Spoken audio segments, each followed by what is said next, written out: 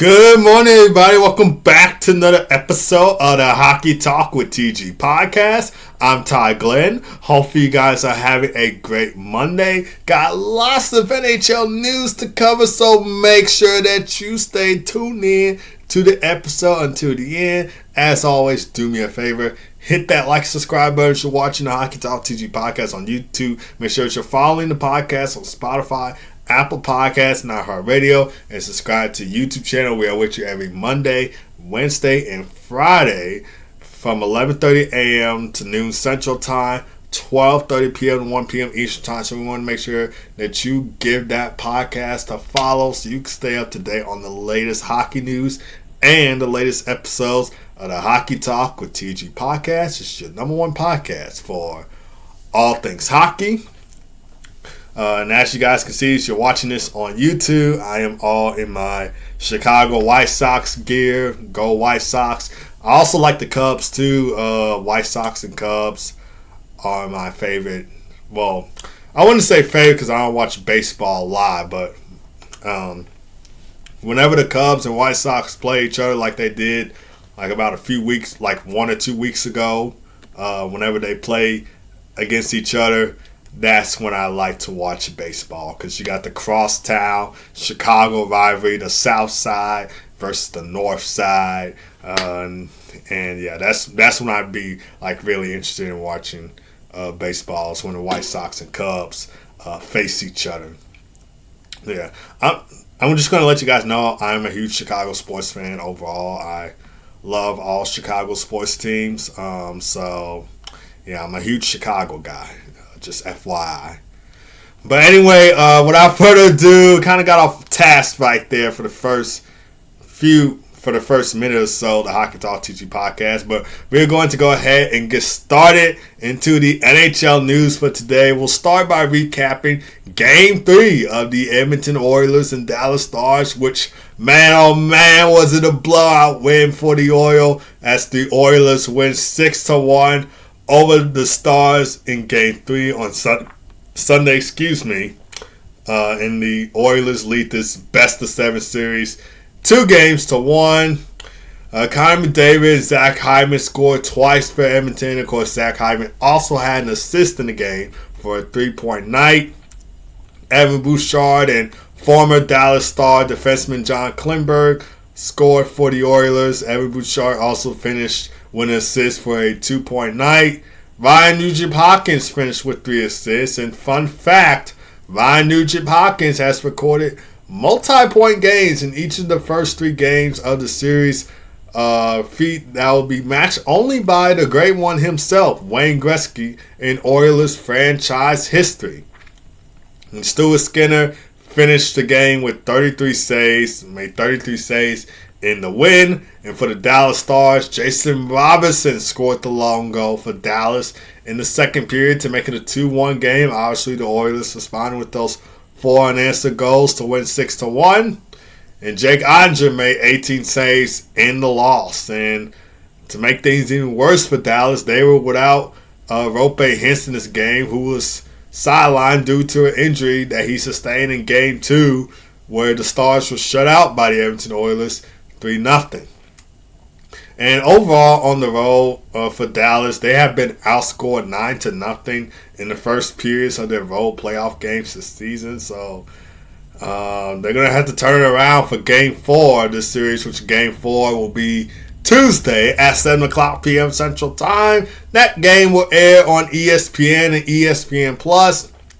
And hopefully it doesn't have any errors this time, because I was trying to watch Game 3 of the Dallas Stars and Edmonton Oilers Sunday afternoon when it came on, because this was an afternoon game. Came on 2 o'clock p.m. Central Time, and I was trying to watch that game, and I was watching it on ESPN Plus because that was the other alternative besides ABC. So I was trying to watch it on ESPN Plus, and for some reason it kept saying unexpected error occurred. And I kept going in and out, kept saying the same result, and then I didn't wait until, like, maybe, I want to say the second period or midway through the second period, I went back into it, and then worked just fine. So I don't know why I kept having those errors, but hopefully for Game 4, it doesn't have any errors. But this will also air on ESPN as well, so you guys should be able to watch this. But for those of you that are having the errors for Game 3, if you don't have ABC, you can always watch it on ESPN Plus. But sometimes it likes to act up every once in a while, so I thought maybe I'd just bring that up for you guys, to the people who have ESPN Plus. But yeah, Game 4 should be an interesting series. We'll see if the Oilers can go up 3-1 in the series, or if the Dallas Stars will find a way to even up the series at 2 games apiece. But it seems like Oilers and Panthers will be squaring off in the Stanley Cup Finals 2025, but we'll just have to see. But speaking of the Florida Panthers, they cruised their way past the Carolina Hurricanes with a 6-2 win in Game 3 at home on Saturday, and they lead this best-of-7 series 3-0. They are 1 win away from advancing to the Stanley Cup Final for the 3rd straight year, and they're also 1 win away from sweeping the Hurricanes for the 2nd time in just 3 years. Of course, they swept the Hurricanes in 2023 to advance to the 2023 Stanley Cup Final against the VGK Vegas Golden Knights. And the 5-goal third period was key to the Florida Panthers win. They scored 5 goals in the first 10 minutes and 37 seconds of that third period to help the Panthers win 6-2. Of course, they got goals from Jesper Boquist, Nico Mikkola, Brad Marchand, and they got 2 goals from their captain, Alexander Barkov, to make it a 6-2 win for the Florida Panthers. And Alexander Barkov wasn't the only player that had in the goal. Well, I would say this. He also had an assist for a 3.9, but he wasn't the only player to have a 3.9. Jesper Boquist, he had a goal and 2 assists in this game for a 3.9. And Nico Mikkola scored twice in the win. He had the opening goal of the game. And, of course, like I mentioned already, had a goal in the third period. Evan Rodriguez and Matthew Tkachuk each finished with 2 assists, and Sergei Bobrovsky made 23 saves in the win. And Florida Panthers forward, correct me if I'm wrong, is Eetu Luostarinen? I think he's a forward. He might be a defenseman. That sounds like a defenseman, but I think he might be a forward. But correct me if I'm wrong. Eetu Luostarinen, he received a 5-minute boarding penalty against Hurricanes forward Jackson Blake, which, of course, led to a game misconduct. So he was ejected from the game, couldn't come back. To those of you who don't know what a game misconduct is in hockey. But the Panthers successfully killed off the 5-minute majors. So, obviously, when you take those 5-minute major penalties, you got to be wondering, oh, man, are we going to kill this off? Or shouldn't have taken that penalty? Because 5-minute penalties are always going to be tough for the team that's currently taking it, but the Panthers found a way to kill off the penalty, and yeah, good for them. For the Carolina Hurricanes, Logan Stankoven and Seth Jarvis scored for Carolina. Of course, Logan Stankoven had the game-tying goal, and Seth Jarvis had the goal that made it 6-2 Florida in the third period. And Pierre Kochetkov made 22 saves in the loss. This was his first start of the series, but he did play in Game 2. At least he came in the third period for Freddie Anderson in Game 2 in the Hurricanes' 5-0 shutout loss to the Florida Panthers. But in Game 3, he made his first start in the series. But the big reason why the Hurricanes lost this game was, of course, because of turnovers and defensive lapses. That was the main reason why they lost. And their struggles continue as they have now lost 15 consecutive games in the Eastern Conference Finals. So, not looking good for Carolina. They haven't won a conference final game since 2006. And 2006 was the year that they won the Stanley Cup. Now it's against the Edmonton Oilers.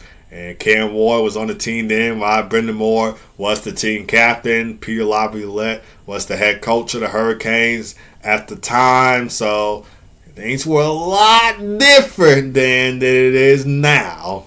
And of course, take a look at the other past few Eastern Conference final appearances for Carolina. Of course, in 2009, they were swept by the Pittsburgh Penguins. In 2019, swept by the Boston Bruins. 2023, swept by the Florida Panthers, and now they are down 3-0 in this series against the Florida Panthers. One loss away from being swept again by the Florida Panthers. So they're going to need to have a strong game 4 if they want to make this a series.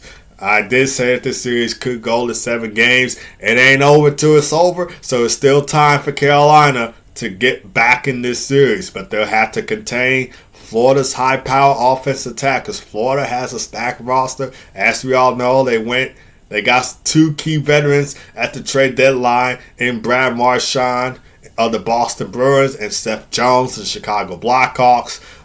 So they're like 1 win away from going back to the Stanley Cup Final for the 3rd straight year. And if Carolina wants to avoid being swept, they're going to have to contain Florida's high-power offense attack, and they're going to have to limit Florida's opportunities in this game if they want to make this a series. But Game 4 will be in Sunrise on Monday. For you guys, it will be today. For me, it will be tomorrow because I'm currently recording this episode on Sunday. I'm currently recording this on Sunday, so for me, it will be tomorrow. You guys, it will be today. So Game 4 will be in Sunrise, Florida, Monday at 7 o'clock p.m. Central Time. That game will air on TNT, True TV, and HBO Max for you guys to watch.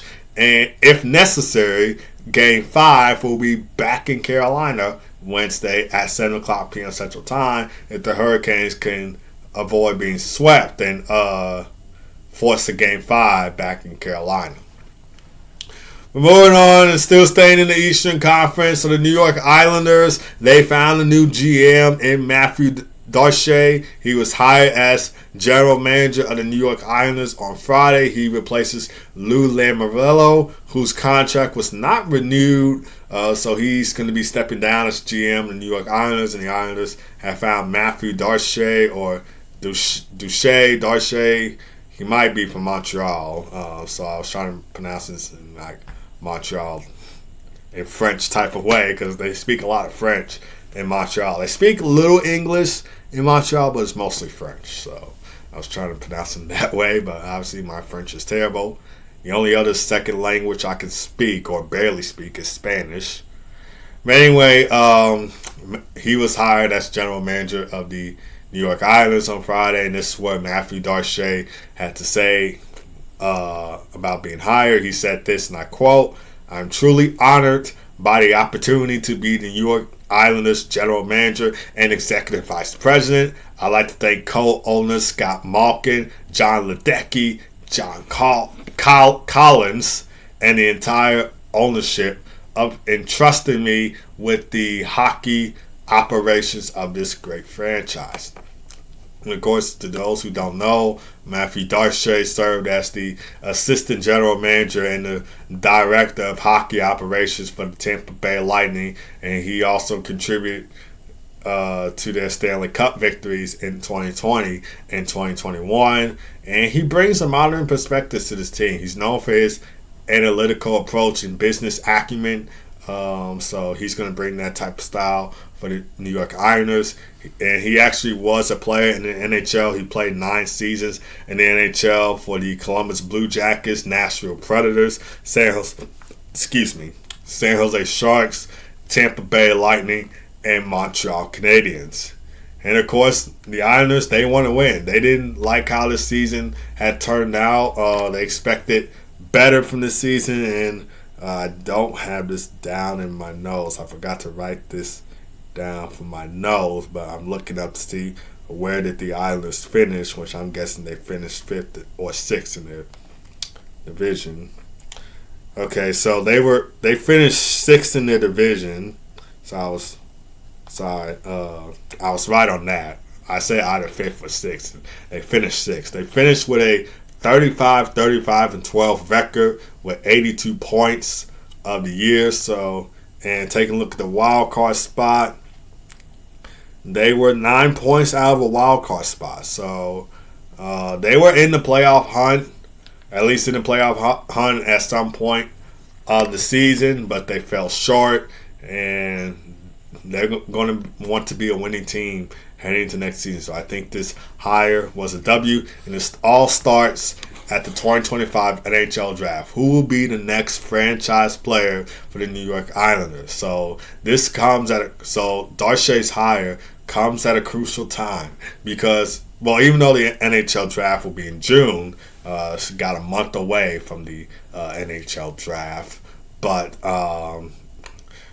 it all depends who the Islanders would draft. Will they draft Matthew Schaefer? Will they draft Michael Misa? Will they draft James Higgins? Which, as a Blackhawks fan, fingers crossed that the Islanders do not pick Michael Misa. I know they're going to want a highly skilled player like Michael Misa. That's going to be a hard player to pass on. So I don't see the Islanders wanting to pass on this pick. That's going to be a great player to pass on. So yeah, but hopefully they don't draft Michael Misa, but I don't think they're going to pass on him. But hopefully I am right and they don't draft Michael Misa. It would be cool to see them draft James Higgins because he's from Long Island, New York. He grew up an Islanders fan, and you know, it's every kid's dream to play for their hometown team in the NHL. I mean, you got Mitch Marner playing for his hometown Toronto Maple Leafs, and then when Pat Maroon was playing in the NHL, one of the teams that he played for was his hometown St. Louis Blues, and he won the Stanley Cup with St. Louis. So it's always good to play, or it's always a dream to play for your hometown team, and I'm hoping that the Islanders could draft James Higgins. He was projected to go first overall a couple times before, but now it's Matthew Schaefer. He's projected to go first overall, but it can either come down to those three guys. Is it Matthew Schaefer that they draft? Is it Michael Misa that they draft? Is it the hometown kid and James Higgins that they draft? But I think they could draft James Higgins. If I was the Islanders, yes, I know Michael Misa is a talented player, but from a Blackhawks fan, I don't want to pick Michael Misa for the Islanders to draft. Like, I want Michael Misa to come over to Chicago. I know that kind of didn't really make any sense to the first part of that sentence, but you guys get the message. I don't want the Islanders to draft Michael Misa, so if I was the Islanders, I would of course pick James Higgins to draft and leave Michael Misa to be drafted by the Chicago Blackhawks. Then Matthew Schaefer could get drafted by San Jose Sharks, because I know Sharks fans want to see Matthew Schaefer in the Sharks jersey. But let me know you guys' thoughts. What do you think? How do you think this will affect the Islanders at the NHL draft? Where do the Islanders go from here? Especially if you're an Islanders fan listening to the Hockey Talk with TG podcast. You guys know more about your team than I do. I can only tell you the basic general facts of this, obviously, but you guys watch the Islanders than I do. You guys know more about the Islanders than I do. Since you're an Islanders fan, just let me know down in the comments. Where do you see this going for the Islanders? Or do you think that this changes things heading into the 2025-26 season? Who does Matthew Darchey draft? Does he draft Matthew Schaefer? Does he draft Michael Misa? Does he draft the hometown kid James Higgins? If you have any thoughts on any of that stuff, just let me know down in the comments. Now we're going to talk about Team USA and Team Switzerland's gold medal game in the 2025 IIHF World Championship. So, Tage Thompson, Mr. TNT, he scored the overtime game-winning goal in Team USA's 1-0 win over Switzerland on Sunday. He scored 2 minutes and 2 seconds into overtime for Team USA to win, assisted by Logan Cooley and Brady Shea. And fun fact, this marks the United States' first IIHF World Championship gold medal since 1933, ending a 92-year drought. And going into the gold medal game, the U.S. had previously lost 12 consecutive semifinal games at the tournament before, getting to the gold medal game and then winning it all. So I should say going to their semifinal game against And what's the goal? I don't know who they faced in the semifinals. But yeah, they had lost 12 semifinal games going into their semifinal matchup. So it feels really good to see Team USA break through this one. I wanted to wear my USA hockey hat for this episode of the Hockey Talk TG podcast, but since I was wearing my White Sox shirt, if you're watching this on YouTube, I decided to wear my White Sox hat just to match it.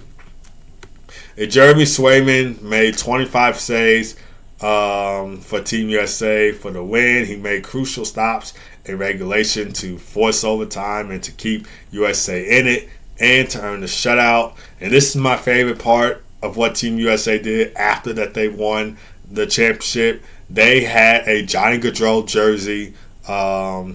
At least Zach Werenski, who played with Johnny Gaudreau on the Columbus Blue Jackets, he bought the jersey out, and he held the jersey over the trophy.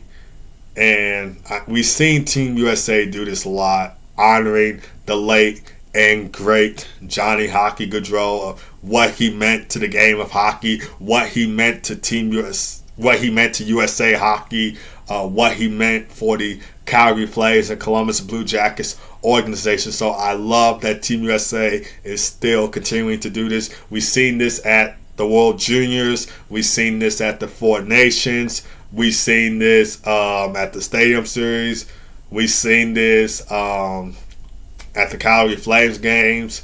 We're now seeing this at the IIHF World Championship. So I like what Team USA is doing. I love it. It's a wonderful tribute that they're doing to honor Johnny Hockey, Johnny Gaudreau, and he will be missed. And wish he was part of Team USA. If he would have been part of Team USA, I know he would have been part of Team USA. I shouldn't even say he would. I know that he would have been part of Team USA on that roster. So I love that Team USA doing the Four Nations, doing the World Juniors, and now the IIHF World Championship, still honoring Johnny Gaudreau and keeping his memory alive. Never forgotten. Johnny Hockey, you are never forgotten. So I like that Team USA is doing that. And yeah, and I love how the NHL just gave a wonderful tribute.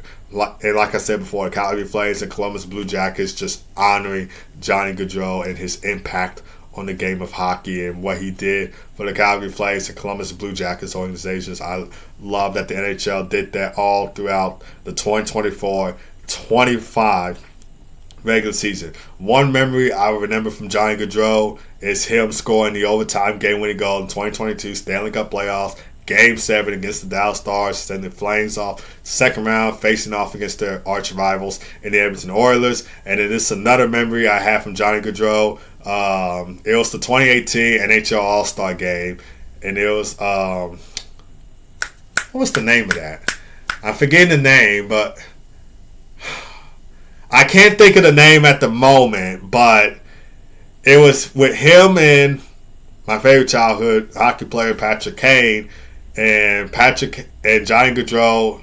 I'm forgetting the name of the event. If any of you guys can think of the name of the event, if any of you guys know what I'm talking about, write it down in the comments, because I'm forgetting the name, but I know what he did. So Johnny Gaudreau, he did the event, stick came around the cones, he put the puck up over the little boards, and then he beat Patrick Kane in the relay skills challenge that they did, and then they kind of joked about it afterwards, and it was just, funny to see. I even kind of laughed and joked about it afterwards, like, hey, that's Johnny Hockey. He's so good at this. Like, he's skilled at this. This is what he does. So that's another memory I will have from Johnny Hockey. And I know a lot of people grew up watching Johnny Gaudreau, Cole Caulfield, wearing his number 13, honoring Johnny Gaudreau and what he meant for him. So yes, I am loving what the NHL and Team USA is doing and honoring his impact.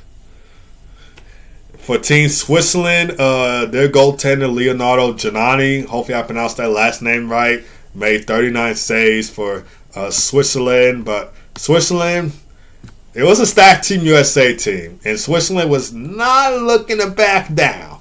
They weren't going to back down. They weren't going to make this an easy win for Team USA, and I got to respect their team. They had a solid good team, not as good as ours, obviously, but I respect the hustle and the grind from Switzerland. They weren't going to make this an easy win for Team USA. They were going to make this a hard-fought game, and they did. But in the end, it was Team USA that got it done. So, but still, I got to give Switzerland their respect where it's due. So, good job, Switzerland. Best of luck next year. It was nice facing off with you in this gold medal game. All right, Stanley Cup playoff games on the slate for today. There's only one Stanley Cup playoff game on the slate, and that is Game 4 of the Carolina Hurricanes and Florida Panthers at 7 o'clock p.m. Central Time. This game will air on TNT, True TV, and HBO Max for you guys to watch. Can the Panthers complete the sweep, or will the Hurricanes force a Game 5 back in Raleigh, North Carolina on Wednesday? But before we wrap up the podcast, we got to get to the keys of the game for this. For the Florida Panthers, number one, maintain their offensive momentum. The Panthers have outscored the Hurricanes 16-4 in the first 3 games of this series. And they need to continue this offensive pressure if they want a chance to wrap this up and complete the sweep. Number 2, physical play. So, of course, Florida's gritty and aggressive style has made them a factor of why they're where they are, and that is leading the series 3-0. They need to continue this without taking any unnecessary penalties. Obviously, there will be penalties in this game. You can't avoid them, but you can avoid the unnecessary ones, the ones that don't really need to be taken. So, just like Game 2 when Nicholas Roy randomly cross-checked Trent Frederick, that was an unnecessary penalty in that Oilers and Golden Knights series. That penalty was an unnecessary penalty, so the Panthers will need to avoid penalties like that. They want to complete the sweep. And number 3, strong goaltending. Bob, as always, has been outstanding in that. He's been outstanding in that in these first 3 games. He needs to continue his style of play and keep the and limit, or at least stop most of Carolina's scoring chances. And for the Carolina Hurricanes, they will need to avoid turnovers, and the defensive play will need to be high in order to force a Game 5. Number 2, discipline and composure. The Hurricanes need to stay composure and avoid unnecessary penalties if they want to make this a series and get a Game 5 back in their home in Raleigh, North Carolina. And number 3, need to see more offensive production. They only have 4 goals in the series. They had 2 goals in Game 1. They had 2 goals in Game 3. They were shut out in Game 2. We need to see more offense from Carolina. And taking a look at the betting odds presented by FanDuel and Sportsbook, the Panthers are favored to win this Game 4 with a money line of negative 176. So they are favored to win this, to win Game 4 and to wrap this up in sweep. Taking a look at over and under, it's going to be over under 5.5 goals. If I had to choose between one of these, I probably would say over. I think it's going to be somewhat over 5.5 goals in this game. I mean, it was like that the first 3 games. So it could continue right here, but we'll just have to see if that happens or not. We'll just have to see how this Game 4 will go.